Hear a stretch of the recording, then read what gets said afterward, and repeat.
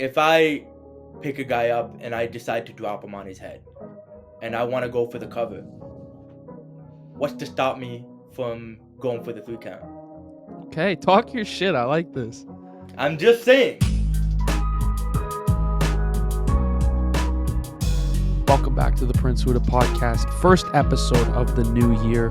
Welcome back. I am your host, Prince Huda, and we're starting this year a little different on the podcast. First and foremost, hope you all had a great holiday. Hope you have a strong start to the new year. Whether your resolution is to start doing some things, whether it's to remove some things from your life, I hope you're hitting it hard and starting the new year off right. And that's exactly what I want to do here today. If you followed this podcast last year and towards the end of 2023, it was kind of a mixed bag. I did some episodes with Coach Chippy, did some episodes by myself. Last episode to close out the year, I did with two of my good buddies, Matt and Taryn.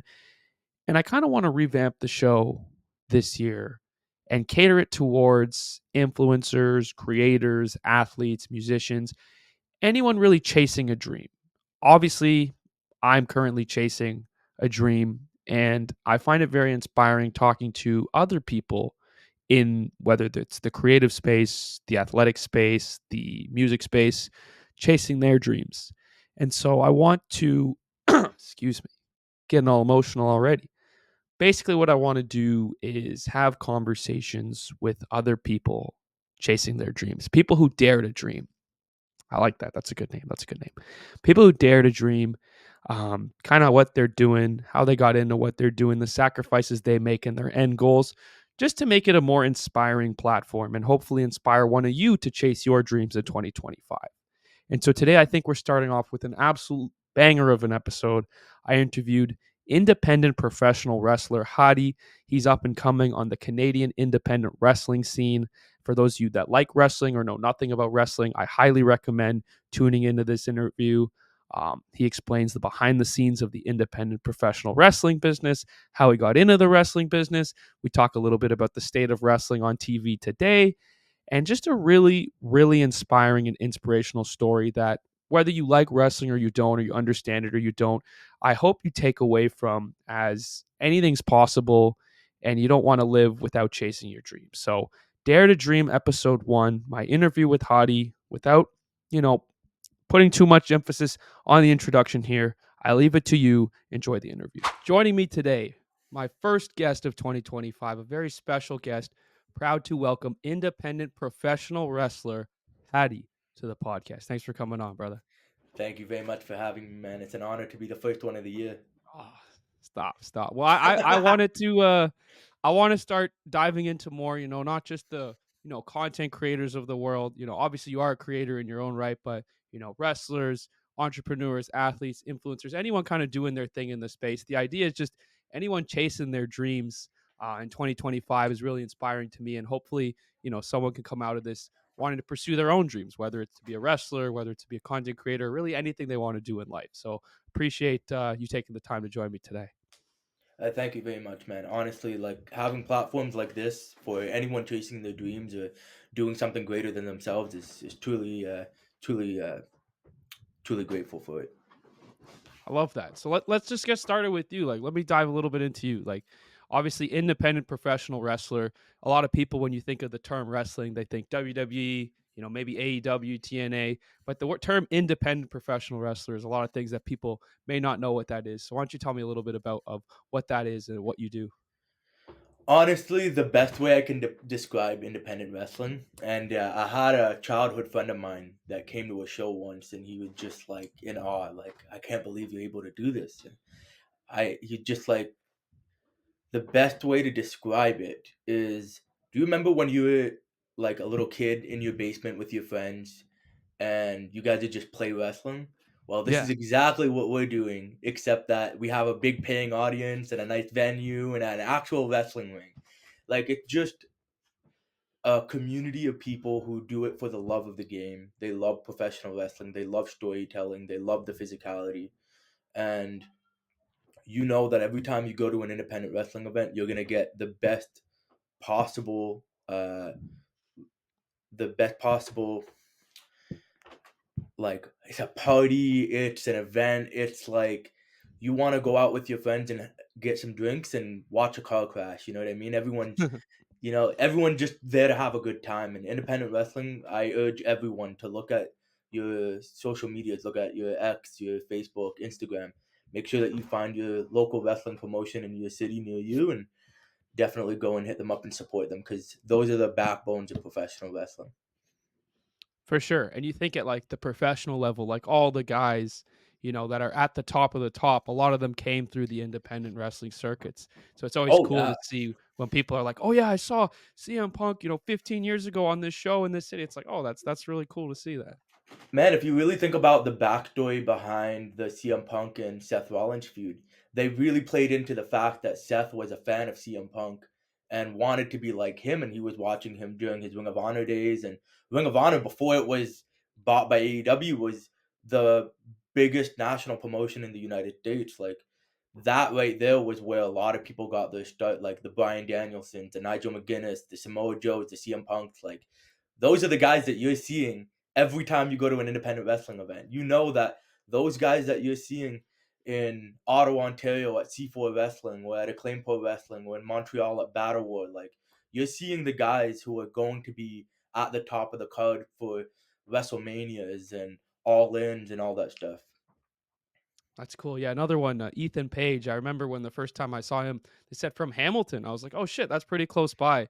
And I have a Yeah. buddy Sean who's from Hamilton. He said, "Yeah, I used to see Ethan on these independent shows, and now I think he's still NXT champion. So it's pretty cool to see that like this is kind of the like I'm trying to think in like the football or hockey world, like the feeder system to the major Oh, leagues." 100% it's like the feeder system. Like if you were to think NXT is like college football, right? Right. Like the independents, honestly, I didn't know how big football was at a high school level. I didn't know they were filling out stadiums and stuff like that too. Like Hmm. to think that like independent wrestling is basically what high school football is, right? You're kind of the recruitment ground for everyone trying to get to NXT and then make it to the main roster one day, right? So thankfully now, especially the way the WWID program's been introduced, there's been a lot more of like a clear path for a lot of guys like me who want to make it to the top.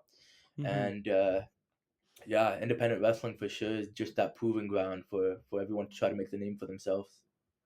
That's super cool. And I think like with you what you're doing really well. I think that's kind of how I found you too is the social media. Like I think you're doing a good job of like I just saw before we started today posting like a little highlight reel of like Yeah, this is where you can book me, this is what I've been doing, all this stuff. So I think that's really smart. You're kind of like, you're a wrestler on one hand, but you're also an entrepreneur on the other hand. 100%. I think honestly, in 2025, we just started 7 days in, but in 2025, a professional wrestler is essentially a salesperson. You're pitching to everyone exactly who you are, what your character is, and why they should come and watch you at an independent wrestling show.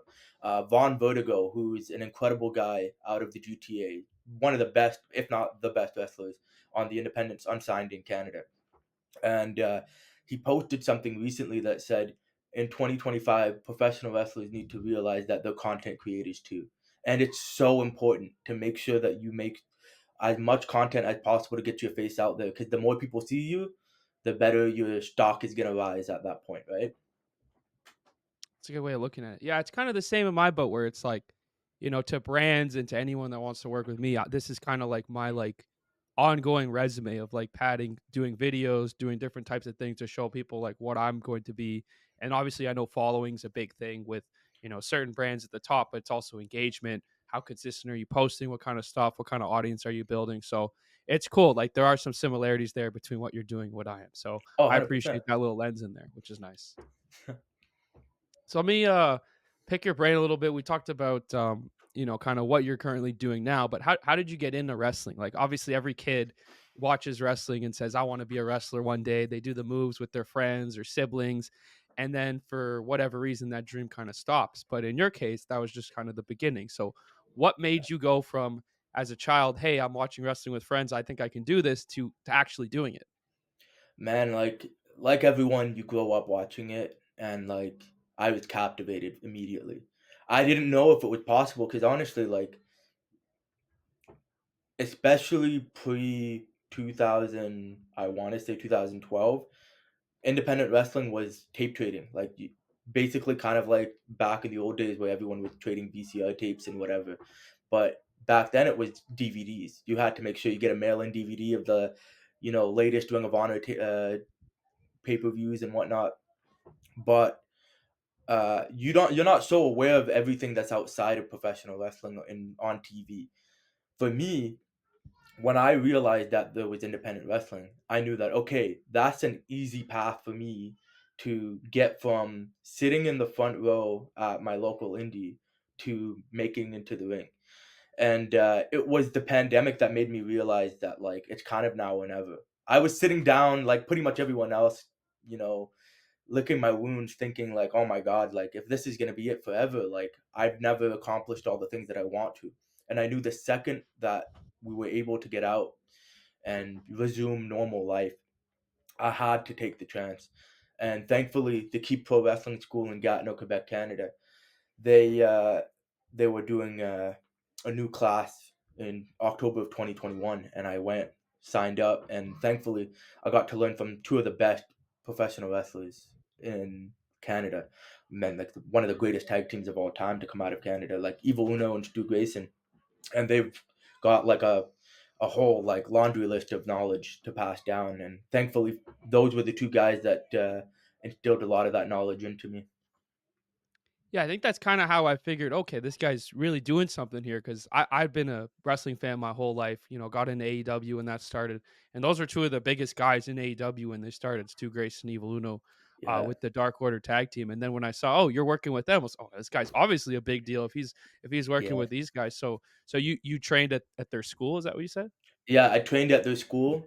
I trained there from October 2021 until I made my debut in April 2023, and obviously I still train there right now because you never stop learning. You know what I mean? Like there's so much wrestling to learn, and everything evolves so quick. Like try to keep up with all the new stuff that everyone's doing, and try to refine your own stuff and make sure that you're at the best possible like game that you can, right? That's sweet. And then when you started, like, was it just like Fast and Furious, getting booked here, getting booked here, getting booked here? Was it a slow burn? Like, how did you go from, your first match to, I think I saw you said you were in 30 countries last year. How did that come about? Well, I wrestled in the UAE, in the United Arab Emirates. I wrestled all over Ontario and Quebec in Canada, and then I wrestled in the northeast of the United States.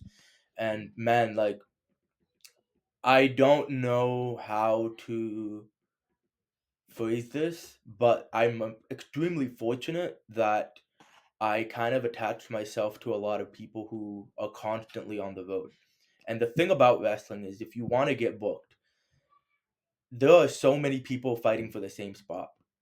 So you got to do twice the amount of work to try to get that spot over someone else. Because it's like at the end of the day, there's always so much self promotion that you can do on social media, and there's kind of a little bit of a lost art in wrestling. Uh, in terms of like hopping into cars with people and going to a show that you don't even know if you're going to get booked, but you just want to make sure that you show your face, introduce yourself to the promoter, and at that point hopefully wish and pray for a dark match right before the show starts, right?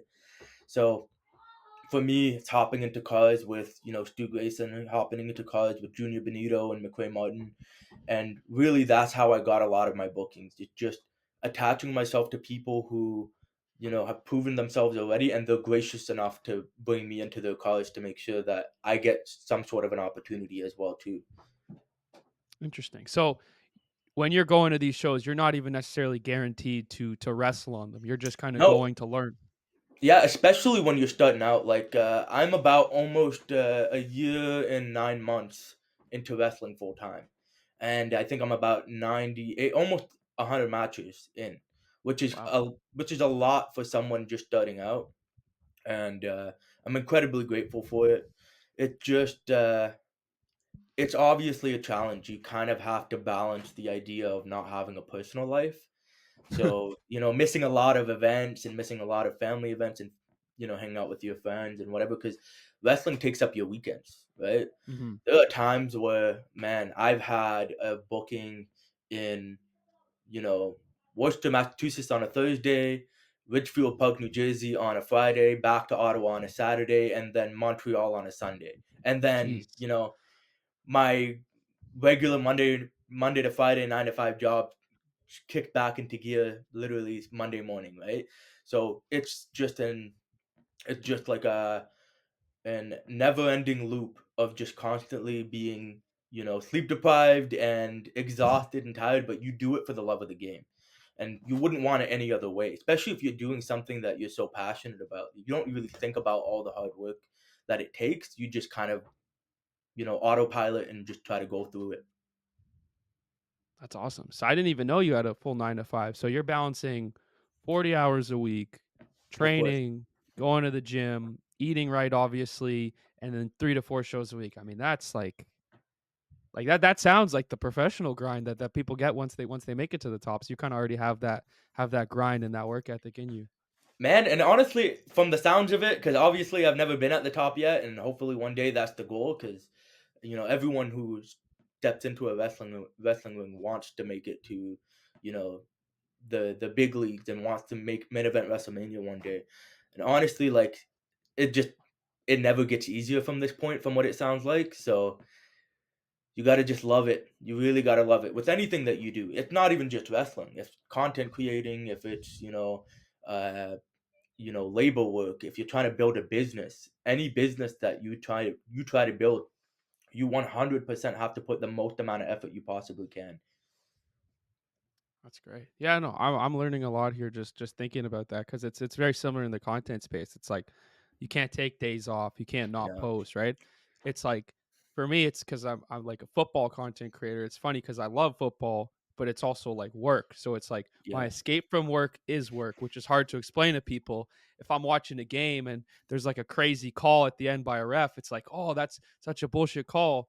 But in my head, I'm like, okay, I gotta throw on the ref shirt. I gotta make a video about this That's because that's what content. people are gonna be wanting. Exactly. So you're watching for entertainment, but you're also like, I gotta study. So I'm 100%. wondering, like, when you watch, like, I'm assuming you watch all the major leagues as well.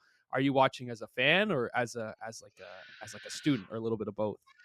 Oh man, it's a little bit of both for sure. Like if I'm watching, let's last night by when we're recording this, I don't know if I'm dating this well, but last night was the season premiere and the premiere of Raw on Netflix, and the fan in me is just marking out like crazy. Like, oh my god, I can't believe it. To all these like legends, like Cena comes out and I'm freaking out. You know what I mean? But then there's that part in the back of my mind where I'm overanalyzing things. I'm just like, okay, I Hmm, see the reason why they do this and how they, you know, react this way and what every little detail possible. And it's because every opportunity to learn is so beneficial. Every opportunity you possibly can to just sit and steady tape, but then you can't help but just be a fan every moment of it. I feel that. What did you think last night about the premiere? So this will probably go out this week, so it won't be that dated. Obviously, for Yeah, anyone who doesn't know what we're talking about, WWE Raw was on Netflix last night. Triple H came out, calls it the Netflix era. What did you yeah. think about the start of the Netflix era? Dude, it was incredible. I think like the production and everything was super cool. The way they shot the cameras, the drone flying into the Intuit Dome. Man, that venue looks freaking gnarly. It's Yeah. crazy. But yeah, the show top to bottom was good. Like no bad matches at all. Storytelling was on point. And obviously like a little bit of like nostalgia here and there with having Cena and Rock come out and everything like that. I think they hit a home run on it in terms of trying to appeal to a new audience, a casual audience that kind of tunes in just for the PLEs or maybe the WrestleManias, and especially it was still true to the fans that are tuning in every week and watching it and they're loyal, right? So I think they hit a home run on it, and I can't wait to see what they do from this point on. Because what a time to start it too! It's just on the road to WrestleMania. Like we're what 3 4 months away from it. Like this is Yeah. gonna be a great time for people who have no clue what the fuck wrestling is, because they're gonna be in for a weird and crazy ride for sure.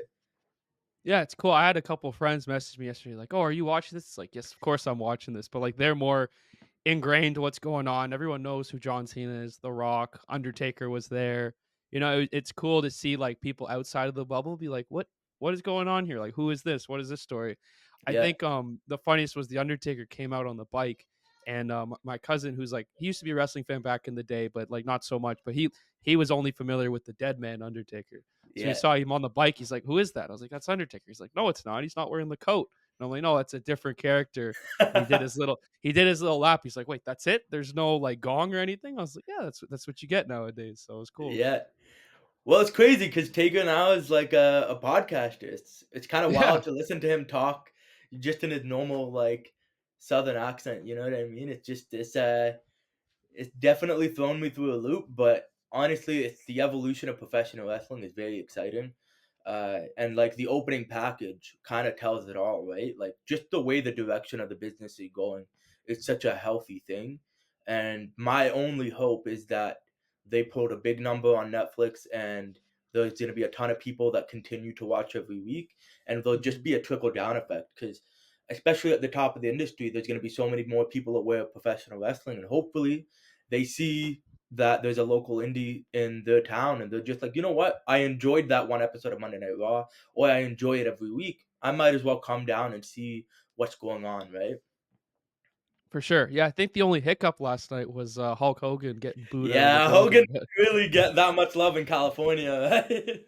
yeah, after the election stuff, it wasn't surprising. But damn, I No. think that was the funniest moment of the night to me. And a lot of people I know that didn't watch the show were pretty surprised to see that as Yeah, well. and like I think there's an element of also like no disrespect to all the people who have paved the way, but there's an audience of people who are not so familiar with a lot of the guys from the 80s, right? So Hmm. like I can't really picture a 6 or 7 year old kid who's such a big fan of like Jay Uso or Roman Reigns being like, wait, like who is this guy? You know what I mean? Right. Why is this old man out here yelling at us? Yeah, Yeah. that's fair. Yeah, I thought that was interesting because, like, obviously Hulk Hogan, everyone knows from like, stuff outside of wrestling. He was at I think he introduced Trump at one of the conventions. He walked out with Yeah. Covington a few weeks ago at UFC. He did the Rocky Even movies. even when he came up to walk out with Covington, it was kind of like radio silent in the arena. I think it was in Tampa too. So like that's like Hogan country right there. You know what I mean? Yeah. Well, I think Covington is like, I think the biggest thing he did wrong was like, I forgot I think it was when he fought Usman the second time. And like during the press conference, he brought up how like his dad was in jail or whatever. And then after the fight, they mic'd him up Yeah. and he's like, "Hey, it's all a character, right? We're just trying to sell." She was like, "Don't say that because you saying that now Bro, it's like, don't break okay, kayfabe, brother. Don't ex- break ex- kayfabe. exactly." So to me, I was like, okay, like I kind of knew Covington was a character, but it's like now you're telling the whole world, hey, this is just a shtick, and it Yeah. kind of means less. So that kind of Oh, for brings me sure. to my next point. Like for you with social media, we talked about Undertaker kind of breaking character, breaking kayfabe is what they say in the wrestling business. How do you kind of stay in character when it comes to social? When you're at the shows, you have meet and greets, you see fans. Like, first of all, is your character right now? Are you a good guy? Are you a bad guy? Or baby face or heel Uh, or I work 99% heel, okay. and it's it's a very kind of like dicey conversation because there's a lot of people who are very like loyal to the idea of kayfabe, Mhm. and it just goes back to what I was saying about the opening package that they did for Raw. The business seems to be evolving, right? Like everyone is very aware of what it is that we do, and for me, the paying audience member is coming to see an athletic performance of me, playing this character, a bad guy or a good guy. At the end of the day, when a fan comes up to me at the merch table and he or she or they are extremely ecstatic for what they've just watched and they're thanking me and being like, "Oh my god, that was awesome." I know not to there's a line in terms of how much you can stay in character and be that big asshole that was just in the ring, cheating for the win. And then also be drawing the line of like, you know what? I want this person to come back and I want them to have a good experience and I want to show them gratitude for supporting independent wrestling. Because it's, man, like being a wrestling fan, especially in this day and age right now, you're spending a lot of your hard earned money to try and, Right. consume as much product as you can. So it's very important to show the gratitude to the fan when they're showing gratitude to you as well and making sure that they had a good time. So at the end of the day, staying in character is kind of a little bit of a subjective thing depending on the person that you are. I mean, if you're a mythical dead man who's sometimes a zombie and sometimes drives a motorcycle, you can kind of, play around with that a little bit. But at the end of the day, my wrestling persona is just me dialed up to 100. So I know when to play with that and how to approach it differently with certain fans and whatever. So it's definitely a very like gray area for sure. That kind of makes me understand the a little bit better what happened last night. So I think my biggest complaint was last night was The Rock comes out, and for Yeah. anyone that's been a fan, The Rock's been a bad guy for like a year now. He whipped Cody Rhodes, made him bleed, was cussing everything, final boss, and he comes out all smiling and happy, thanking everyone, daps up Cody Rhodes, who I thought was his arch nemesis. Like, but I guess what you're saying is like drawing that line of, hey, there's a lot of people that are watching this show that maybe have no idea what has happened in the last year, no idea that he's supposedly a bad guy, and they just want to see Dwayne Johnson versus the final boss Rock. 100%. Yeah. Like there are so many people that have probably only ever seen The Rock in film on the cinema. Hmm. And it's like, where do you draw that line, right? This guy's gonna come out and people are gonna cheer him no matter what. So at the end of the day, I kind of see where he was thinking, but also it's The Rock. He can do whatever the fuck he wants, you know? That's true. You could just snap a Oh yeah. finger and be like, "You thought I was being genuine? I'm like blah blah blah." Like Oh, he's an 100%. actor first and foremost. And So we for don't sure. know where this is gonna go. We never know what happens in wrestling. It's predictable but unpredictable at the same time. You kind of get an idea of where they're trying to take it, and then sometimes it just at the switch of a dime, everything can change. Yeah, because like my like fandom is like the last time Brock was in the ring, he said, "The next time I come back, Cody, I'm coming for you." And then I see him dapping him up, hugging him. Afterwards, I see they took a shot and they were all being buddy buddy. I was like, "Come on!" Like it's like when I saw Covington do this, like you're ruining it for Yeah. me. But I guess, like you said, it's a different time, and that's just the way wrestling is going to be in 2025. And I'm not gonna not watch it for this stuff, but it's just something you got to deal with. Yeah, like it's Broadway if you think about it. Like Hmm. between the curtain coming down and you know the curtain dropping again with everyone coming up to the stage and bowing out and waiting for the applause, like that middle right there where the performance is going on, you don't really need to break the fourth wall. You're insulting the intelligence of like a loyal fan, but there's a time and a place for everything, right? So at the end of the day, wherever Dwayne's mindset was for that, it's kind of subjective if you think about it. Hmm. Yeah. Plus, I know the movie. Well, he's doing movies. I watched the recent one, Red One. It wasn't very good. Like he hasn't made a I'm movie not a in a fan of his while. movies at all. I'm Yeah. not a fan of his movies at all. I'm notoriously known for being a rock hater. Oh, And it okay. Interesting. and here's the thing, I have a lot of respect for the guy and, everything that he's built, but as a fan, as an observer, right? If I were to think of all the guys who have, made that transition to Hollywood and have done incredible work, I think of Dave Bautista. Like you Yes. think of all the movies that he's done and just how much in character that he gets. You appreciate the fact that there's effort into it. And not saying that Rock doesn't put any effort into it. I'm sure there's a lot of work that goes into doing these films.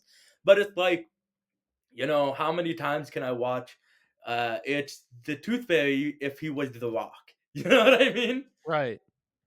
Yeah. He kind of like I think when I was a kid, like I knew The Rock from like Game Plan, Tooth Fairy, like more of the Jumanji, like more child movies, and I think now he's trying to bring that bravado tough guy back, like with the Fast and Furious movies and Black Adam, which was another bomb. Like, I did not like Yeah, that movie at all, but me neither. he's trying and he makes so much money. And just because I don't like these movies, there's obviously tons of people seeing them. So I obviously Oh, don't for know sure. anything about that. I think Cena did a good job. I don't know if you ever saw Peacemaker. Peacemaker's That freaking awesome. Yeah, it was like, Awesome. damn, he's got range. Like he could Yeah, do. My dad, it's so funny because like he was like wrestling when he's a kid. The only ones he knows now are the guys that do movies because he loves watching movies. So he loves Batista now. He loves Cena. You know, he I showed him The Rock with Final Boss when he was beating on Cody and all that. He's like, this is the best acting I've seen from yeah. Dwayne Johnson in so long. It was great work. It was great Yeah. work. And I think the way the story was told, like, um, to have a guy of authority come in and take an opportunity from someone who had been fighting to get that one shot to finish his story, and then a person in a position of power comes in and takes that away. The audience is going to shit all over that, and they did, They right? And did. it's such a clever way of telling this story with all the unique elements of each person and their individuality and how they portray their characters, right? So I honestly like that was probably one of my favorite WrestleManias of all time. Yeah, just the way it blended, like, what was happening in real life with him going Yeah, on the board. So he actually legitimately is a boss. He owns the company, and then he comes in, takes the spot. Everyone was hating on it. I remember because I don't do like I love wrestling. I've tried to do wrestling videos, kind of weave it into what I'm doing. yeah, For whatever reason, my audience just goes, stick to sports. But I did a video last year. It was right when The Rock came out and took Cody's spot. It's like, why are we pissed? We've been asking for this match for so long. Cody's going to be here for the next 5 years, 10 years. You can do that whenever. Rock's got a limited. And I swear, I woke up the next morning, like 200 comments. What is wrong with this guy? He's not watching. He doesn't know what he's talking about. I got absolutely killed. I was like, okay, so clearly what's being said online is actually true. And lo and behold, they changed the story and it did work out for the better. But oh, I just 100%. I'll never forget the amount, like, because I'll get hate here and there for football stuff, but it's a lot of shtick. But that was one where I legitimately just said what I think, and I got absolutely slandered. It was insane. Man, and I can imagine it's very tribal in football, especially if you're like shitting on someone else's team that they've been, dying to see win a Super Bowl, right? So it's definitely like that in wrestling too. And the best part of wrestling is like when the element of reality and fiction mix together because you kind Mhm. of blur the lines right there, and Mhm. it's like that's just peak storytelling right there. It's a beautiful thing what we do. For sure. And I think like blending that with football, it's like there's certain teams and players who are like your baby faces, your good guys, and then you have your heels. So like the Chiefs for me have been like a very easy heel. Like anytime you talk about the Chiefs, people will just come down. Oh, the refs are screwing or the refs are helping them. It's all scripted. They're gonna win like Taylor Swift. Like they just have all of the bad vitriol and everyone shits on them. So I just jump in on the conversation and people love it. Or Aaron Rodgers is another one. People hate that guy. Right? Dude, People can't stand him. Yeah. I watched his documentary on Netflix, and I honestly enjoyed it, but he's a weird guy. I'm He's not a a big football weird, guy at weird all, guy. but dude, the I think the, behind the scenes of football is so compelling, incredibly Mhm. compelling. Just the amount of, like, money that's at play here and how, like, man, like, what was it? Aaron Rodgers tore his Achilles Yeah. 4 games into the season The after he first just game. signed with the first It was game, even worse. first game. The second play of the first game. Yeah. Oh, that's brutal. Yeah. That's so brutal, and he Yeah. played for who was it? Packers. The Packers his entire Yeah. football run, right? Yeah.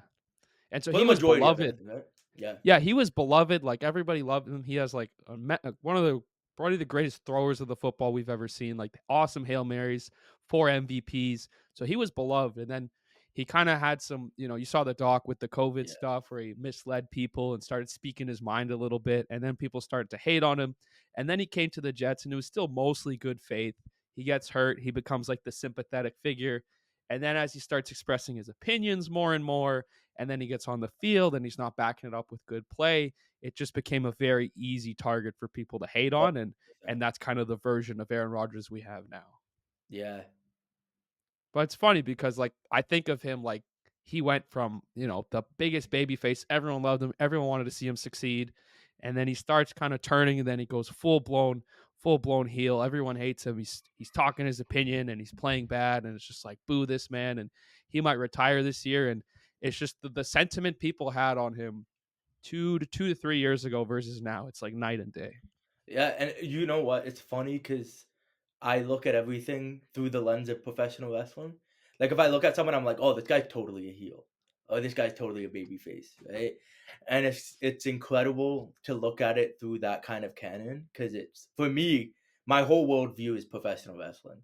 I look at everything like wrestling, politics, freaking sports, television shows, everything, right? Yeah. So it was incredible to watch the docu series and see kind of how they played out the story and everything going on because it's it's humble beginnings from playing at a junior college level, I believe, and then making it to the top of the college recruitment. Like it's that's like you root for the underdog, and then the Yeah. guy ends up becoming a very polarizing figure, very controversial figure. So it was definitely a good watch. Oh yeah, it's the same with like Mahomes. Like he came in, he was like the third quarterback drafted in his class, and he was putting on highlight reel performances every game. He wins one, everyone's like, "Oh, this is the guy." He wins two, damn, he can do it again. He wins three. Now it's like, all right, screw this guy. We don't want to see him win. He's faking injuries. He does the rest. Like people just switch on a dime. They're like, we don't want to see this guy win again. And I think now the babyface team is probably the Detroit Lions. So if they win one, people will love it. They win two, people will love it. And then once they win that third, people will be like, all right, fuck the Lions. We don't want Yeah. to see these guys win anymore. So The it's funny how it works. underdog story is undefeated. Every Absolutely. underdog story is always like there's always something relatable about it and that people gravitate towards too. But the second someone is succeeding, then it's like, oh, like maybe a little bit of like jealousy kind of comes into play a little bit. But Mhm. I don't know. It's very interesting, this the human behavior and how we react to certain things. For sure. So based on that, like I kind of want to dive into a little bit of the psychology of like your character. So you said 99% you're a bad guy. Like what made you say, you know what, I don't want to be a good guy. I don't want to slap the fans' hands and go, yeah, and cheer everyone. I want to be the bad guy. Why do you want to be the bad guy? There's two things to it. One, it was kind of like a like a market availability. Like I can kind of tell that like there was a need to fit a role for the kind of heel persona that I wanted to play, and a lot of it is just to take in just personal experience and bring it to the wrestling ring, right? Because I guess like for every villain, there's a motive. And for me, it's never that I'm a bad guy. I don't think I'm a bad guy. You might ask a certain fan and sees me doing something cheapish and heelish, and they'll be like, "Oh, fuck that guy, he's a piece of shit." But for me, I guess the psychology of it is I'm doing everything I possibly can to win. Because especially for me, if I can take it back to being a kid, right? This is kind of blurring the lines of reality and fiction. For me, I'm doing everything I can to please the 7-year-old kid who I once was that was dreaming about being a professional wrestler. Mm, And there's going to be so many obstacles in my way, and there's going to be so many opponents, and there's going to be so many hurdles to get through. But for me, it's whatever it takes, no matter whose toes I step on. It's just business. All it is just business because I want to make it to the top. right. For me, it just sometimes a moral conflict.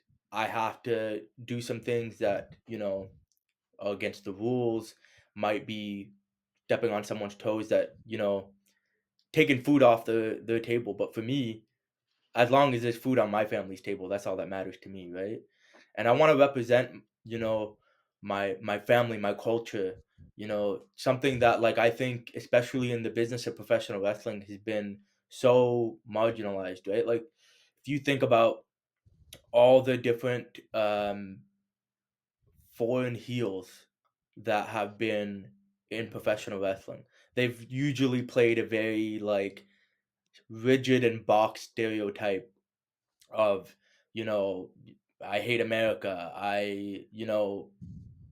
Iran number one if you're like the Right. Iron Sheik, you know what I mean? Like, so for me, I wanted to play a different kind of side of it. For me, it was Mhm. important to show my culture. It was important to show that, you can hate me all you want, but you're gonna hate me because I'm winning. You're not gonna hate me because of the way I look. You're not gonna hate me because of the way I sound or what my name is or anything to do with my heritage, my culture. You know, everything I do is to win. For sure. Now, I don't know if you're able to answer this, if you're going to be able to answer this, but when it comes to these independent shows, you mentioned winning and losing. How is it determined who wins and who loses? Because a lot of the times, like you said, you're just going to show up. You might not have a match. Maybe you do. Maybe you don't. You show up. You're facing so and so, and if it's like a one off, like you said, how do they really go about determining who wins and loses? Is it let's send the fans home happy, or is it let's give the better guy the due? Like in any competition, the best man wins. Good answer. Whether someone wants to decide that for you or not, Good answer. at the end of the day, if I pick a guy up and I decide to drop him on his head and I want to go for the cover, what's to stop me from going for the 3 count? Okay, talk your shit. I like this. I'm just saying. Come on I now. I again, this is uh this professional wrestling may be a performance, but it's a real Right. competition, and a lot of people don't get that. It is as competitive as it can get because at the end of the day, everyone wants the top spot. So whatever it takes, it is what it is. It is what it is. You know what I mean? And I'll do whatever it takes to make it to the top of the card. Nice. So what like we kind of talked about the goals here. Like what is the end goal? Is it WWE champion? Is it main event? Is it like you said representing your culture on a greater stage, providing for your family? Like if you could kind of summarize like what is that end goal for you? All that you just mentioned Okay. is to suit towards representing my culture as much as I can. And thankfully, right now, we've entered a point in entertainment where there's a lot of good representation of Arabic people, Mhm. especially in Hollywood. And if you just look in professional wrestling, like as an Arab, as a Muslim, it's super gratifying and like motivating to see guys like Sami Zayn and Mustafa Ali and Mansoor make it to, the big leagues and succeed. So it just shows me that it is possible. But I know what I can provide and I know where my vision goes to being able to tell stories that are authentic to my people. And I think that's Mhm. something that still hasn't been utilized. That I think that at the end of the day, when all is said and done, main eventing, however many WrestleManias, winning however many titles, the end goal is to lay a body of work that people can look at and be like, you know what? Through all the obstacles, all the hurdles, everything that gets in the way, he made it. Why can't I? That's beautiful. I like that. That's very inspiring. I think that's transferable not just to what you're doing in wrestling, but in any genre. You see a lot of 100%. athletes now. I think Nazem Kadri making the Leafs, who was like the first Muslim hockey player, like that was big for seeing that was cool. Jinder Mahal winning the championship was awesome. Like seeing things outside of the norm is always super cool and inspiring. 100%. Man, Nazim Kadri's book, I got it on audiobook. And for Oh, me, okay. I'm not a big book reader at all, but I'll dabble in some audiobooks here and there, and especially for the long roads, like driving 7, 8 hours wherever. uh, Listening to his book was probably one of the most inspired I'd ever felt because not only is it a guy from the same country I'm from, ate the same food that I ate, has a name that comes from the same place I'm from. Seeing, especially hockey, the barrier to enter the hockey is Oh yeah. insane. You gotta have like a butt fuckload of money to be able to like afford playing hockey. And the fact that like not to spoil the book for people, but the I'm sure I mean fuck it, it's the guy's life, but the fact that his father worked two jobs to be able to afford hockey for his Wow. kid. Like Wow. that right there, man, that touches me like so deep because I look at my father and I look at how hard he works. And that work ethic is so transferable. And I wish people understood why immigrants work so hard for everything we fucking do. Because we know that on the other side of it, man, it's dark. But whatever we can possibly do to dig out and make sure that our family is eating and for generations, not even just us, but our kids and our kids' kids. Because at the end of the day, we want to make sure that it's not just one person winning, but it's everyone winning together. Right? So his book was super inspiring. Oh my god, I can't wait for the day that I get to meet that guy. I'm just manifesting it. You know what I mean? Yeah. No, for sure. I mean, he's in Calgary now, right? So there's the Hey, just rumors that maybe he quick comes drive, back. 20 hours or so. I'll make it up there. Yeah, no, I'm sure once he's retired, he'll live around here. I'm sure that your paths will cross at some point. So, Oh, for sure. you you mentioned sacrifice, like on a personal level. What's like the biggest sacrifice you've made? I know you mentioned you have a full time job, you're wrestling, you're training, you're doing all this. Like on a personal level, what's the biggest sacrifice you've made in the last few years to really pursue this dream? Man, it's just the tough part is when people don't understand the level of commitment that goes into something and having to miss so many big events. And I try my best not to. But at the end of the day, like relationships are going to falter, but the strong ones are going to stick around because they understand. You know Mm. what I mean? Like, man, like there was a time where I'm driving back from this was maybe like beginning of December. I'm driving back from Philadelphia overnight. I drove 8 hours just so that I can make it in time for my friend's wedding. And I knew that, like I could have the exclusive, I'll sleep the night and I'll drive back and be well rested. But I was like, nah, like I can't not try. And Right. I think I'd hope at least that there is some sort of an appreciation on the other end of just the effort to try to maintain these kinds of relationships. But, personal life takes a second seat when you're trying to accomplish your goals. 'Cause at the end of the day, like dreams don't come easy. You gotta sweat, you gotta bleed, you gotta grind. You know what I mean? Like, especially because there's so many people trying to fight for that same spot. You'll do whatever it takes to make it.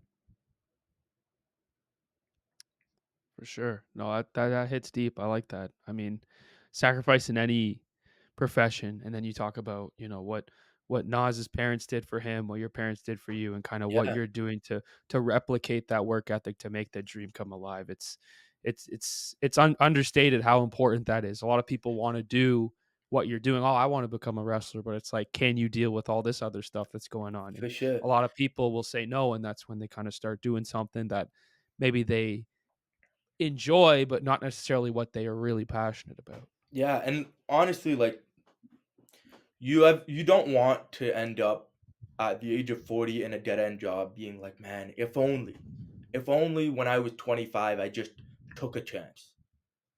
And to live a life of regret is something that haunts me like to the core. I remember when I told my father I was shitting my pants. Oh my god, because like what a silly thing. I want to be a professional wrestler. Okay, I'm like 5'10" in like my Yeezys. You know what I mean? Like I'm like 215 pounds. Like who am I to think that I'm gonna stand next to Roman Reigns and be a believable character, right? But it's that self belief that makes me crazy. And I know that when I asked my father, I was like, Dad, I want to take a chance and be a professional wrestler. And without hesitation, the first thing he tells me, he's like, Baba, I didn't come to Canada and leave everything behind for you to live a mediocre life and be disappointed. Go chase your dreams. And I knew Wow. just from that second, fuck everything else, fuck the noise. The most important thing I can do is prove my dad right, chase the dream. And everything I've done from that point on has been to chase the dream, not just for him, not just for my whole family, not just for myself, but for the bigger picture. It's to create something larger than I could ever be. Wow, that's special. I mean, that takes a lot. I mean, you said you're nervous when you're asking your dad. Did you think he was gonna say, "Oh, why don't you go do this? Why would you say that?" Like, did he understand wrestling? Like, was he a fan, or was he just knew like that was what you were passionate about? Not only was he a fan, I don't know. You know what? Like, there's parents have the habit of embellishing stories, but for me, you know what's the saying? Like, what was it? Print the tail, or I Oh forget, yeah, something like that. Yeah, something like that, right? yeah. For me, my dad told me he's like, back in Lebanon, they had a wrestling event at a soccer stadium, and on the top of the bill was Andre the Giant. Wow. And he told me, he's like, man, I didn't have any money for this. So me and my friends decided to scale a building and get to the top of the roof to be able to watch from, freaking how many yards away. And I Mhm. thought to myself, I'm like, oh my God, that's crazy. How much I want to believe it? I'll believe it till the day I die. Yeah. But it's incredible to think that, like, you know, wrestling is such a generational thing, right? Like, he watched it, and then my brothers watched it, and they passed it down to me. And there was always that understanding of what this is. And I think when I told my dad, for him, it would just being an unconditionally loving father who supports his kid in anything that he does. And with anything that I've done in my life, I've tried to do the conventional thing, graduate high school, go to university, graduate, get a job. And once you've done all that, it's like, well, what more is there to accomplish? And I guess in any field, there's always promotions that come through, but I sit down and I look at my job and I'm just like, you know what? This is great, but I know I'm capable of a lot more.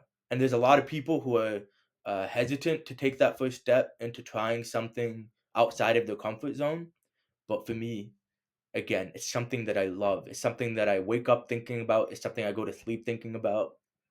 And there's nothing that I want to do more in my life. So, and this again goes to anything that you do. Is pursue it with 110% effort, and I promise it's gonna go somewhere. It might take you on different routes. You put something in the GPS and that's the destination, but you know, traffic and accidents come along the way, and you got to weave through all of that, right? And for me, it's just trusting in the process. I come from a jiu-jitsu background, so I've been doing Brazilian jiu-jitsu since I was 15. I wrestled in high school, and the one thing I noticed is a lot of people when they start doing jiu-jitsu, especially when they get their blue belt, there's a 50% drop rate immediately. Everyone gets their blue belt and they're like, you know what? I think I know enough. I'll be fine. And they just either decide not to renew their membership or just life takes over. But it's just the commitment of showing up every single class for however many years it might take. You will get your black belt. It's almost a certainty. It just takes a level of showing up and a commitment to your craft, and it's gonna take you somewhere. And I think that transferable to anything that you can do. It's just constantly showing up and putting your best foot forward. It will take you places. So what is the equivalent of a black belt in wrestling for you? Is it financial success? Is it being placed somewhere on a card, or is it more of a knowledge based thing? It's definitely more of a knowledge based thing because I don't want to put financial success in a box that's only achievable at, a place like WWE or AEW. I think in anything that you do, and especially if we look at like the content creation space, right? A lot of people, maybe back in the day when Vine was starting to pop off, Vine was kind of like I want to say, the platform to kind of jump off of and then expand to long form content, maybe on YouTube or go to certain streaming services. You see the progression of people when they start from, a small platform to growing to something big. But it's all doable on your own. You don't need the big machine to really get that success these days. And if you really think about it, like all the people on social media who are getting paid so much money to make a singular post about a brand, like that concept in of itself is almost unfathomable if you think about it like 10 years ago. You know what I mean? Like Hmm.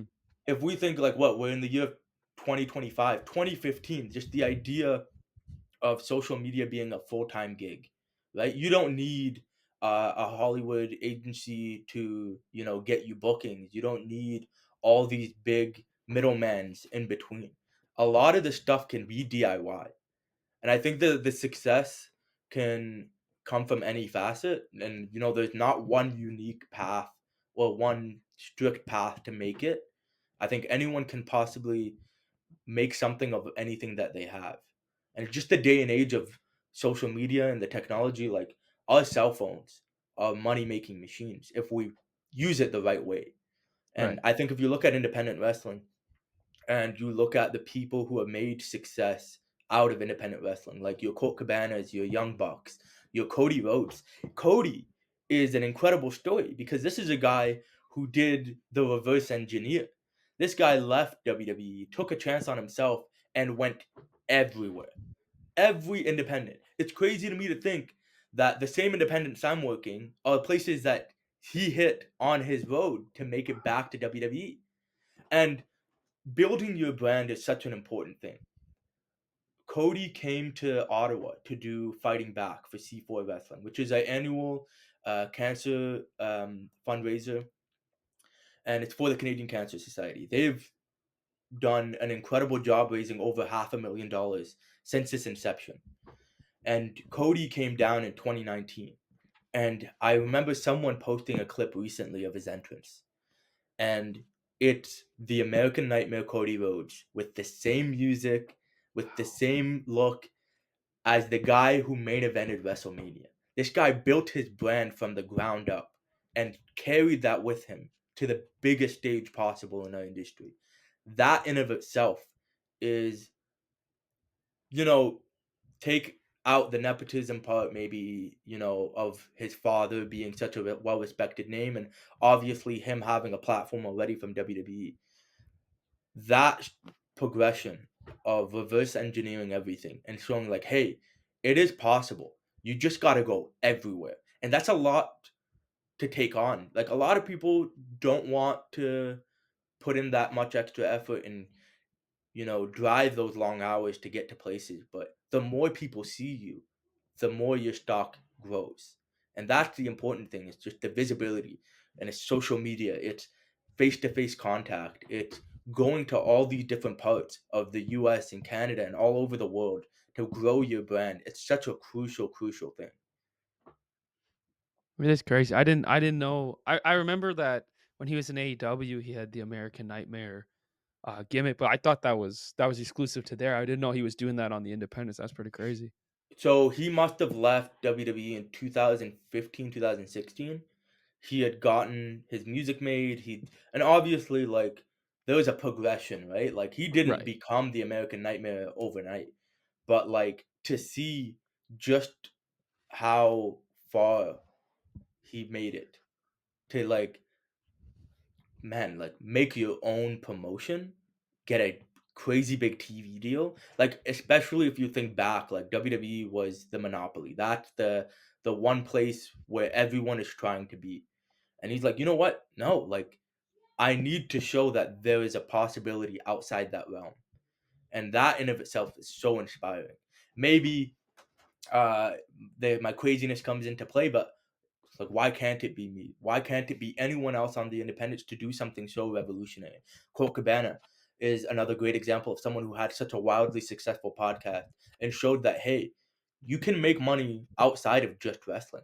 Man, like pro wrestling tees is such a big success and has made so many other independent wrestlers some money. And I think this a valuable thing to understand also in any industry that you're in. You are not capable of making it strictly on your own. You need the support of other people around you because all tides raise or whatever it is. I'm so bad at like High tide high raises all ships. I know yeah, that one. I know that one. I'm so bad at all these analogies and stuff, but I know them in the heart, you know? Mhm. But it's, you know, Hogan needed Macho Man. Rock needed Austin. Cena needed Orton. Roman needed Cody. It's the idea of like you can't just do it on your own. You need that foe with you, or you Right. need that support system around you who Right. is willing to, help you out, grow something, and then everyone's gonna eat. What's your dream match? If we're looking into the crystal ball, whether it's this year, next year, whenever it is, dream match either currently or forever. What is the dream match for Hadi? So I'll give you two. I'll give Okay. you the wild, outlandish one that I think about when I'm, my head touching the pillow. And I think about one that I think is very attainable in the near future, especially if you look at it maybe 2, 3 years down the line. But for me, coming up soon, I would love to wrestle guys like, you know, guys that I've watched and their styles that I want to emulate. I don't know how much possibility this is, but guys like Matt Makowski, who is based out in the northeast of the United States, guys like Tom Lawler.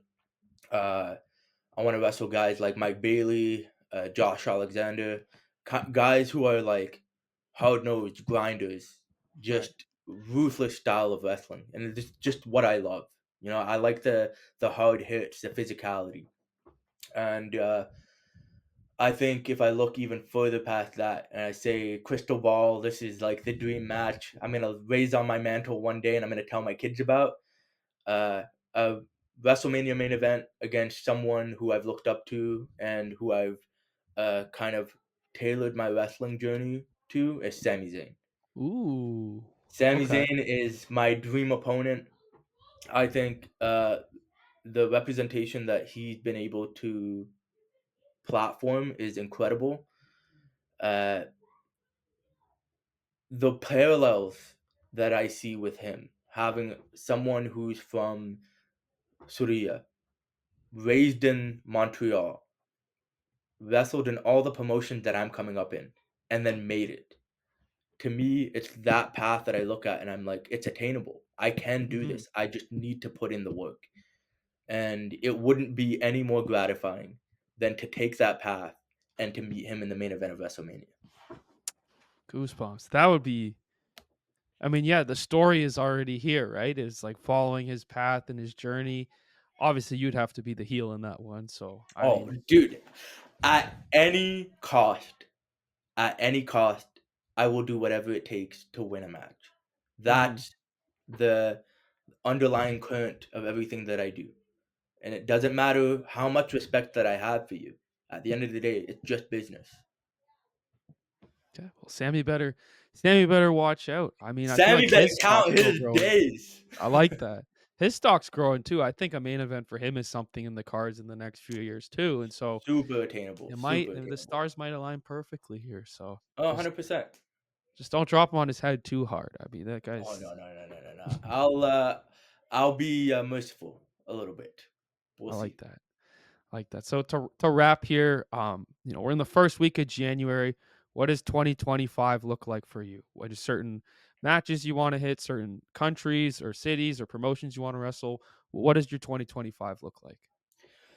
My 2025 looks like going everywhere I possibly can, especially with my tag team partner Dexter Doom, who has been absolutely like necessary in my wrestling journey. This is a guy that I've attached myself to him, and we've grown so much together, and I've grown so much just being next to him. and we've had some incredible tag team matches against Violence is Forever and against Evil Uno and Stu Grayson. And for both neck of the woods of being a singles wrestler and being a tag team wrestler is to get the best possible matchups that I can and grow my brand as much as I can. And it's going to take a lot of traveling. And for me in 2025, it's going back to Dubai. It's going all over the Middle East and doing a lot of the independents that are there and going to Europe and going to the UK. Hopefully, Japan is not too far along. Maybe this year, next year. Those are the places that I want to hit. And again, it's very important to make sure that I hit all these places and grow my brand wherever I can. Because the more places I show up, and the more I show my face, the more people will recognize me, and you know, grow that audience that I'm dying for. But hopefully Toronto's on that list because I think I missed you by 1 week this summer. Yeah, Toronto will definitely be a lot more often this year for sure. There's a lot of promotions that I'm reaching out to, and hopefully, a couple of them will bite, and we'll get you out there and definitely come and watch one of my matches. for sure. Yeah, I still like I don't want to. I've never been to an independent show. I've only been to It's WW crazy. shows. So seems like the perfect time now. I mean, now that I have someone to, well, I guess maybe not root for. I got to boo like the rest of the crowd. But yeah, I'll play along You with do this. whatever you want to do, okay? You Don't know listen what? to the rest Okay, of the people. Don't be a okay, sheep like all these people who pay money just to have a miserable time, okay? At the end of the day, right? I don't care if you cheer me or you boo me, as long as you make noise, that's what matters to me.